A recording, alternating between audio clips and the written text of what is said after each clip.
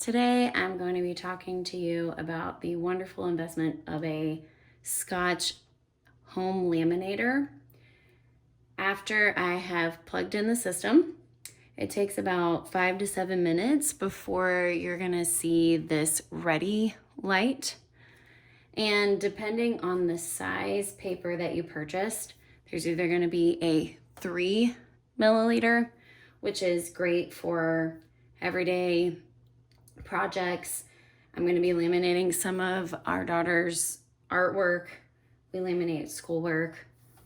Our son, who has autism, loves a laminated schedule, chore list, things like that. It's been a lifesaver because it really preserves the things that they make. And then the 5 milliliter is awesome for things like an ID, luggage tags, things like that. Do not use it on your social security card or any type of document that has that translucent paper.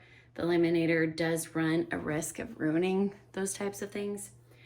But I'm going to show you. So this paper is 3 milliliter. So you're going to open it up. Looks like it is highly sticky, but like this.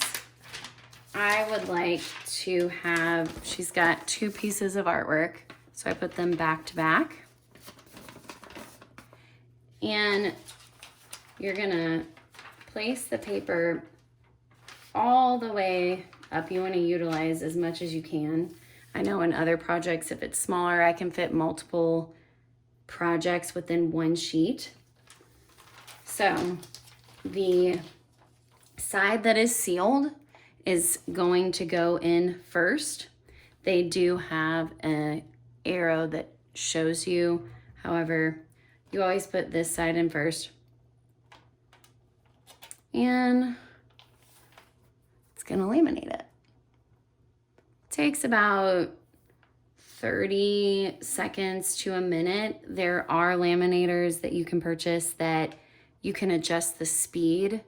I highly suggest to use as slow a speed as possible because it is going to really seal what you're trying to preserve.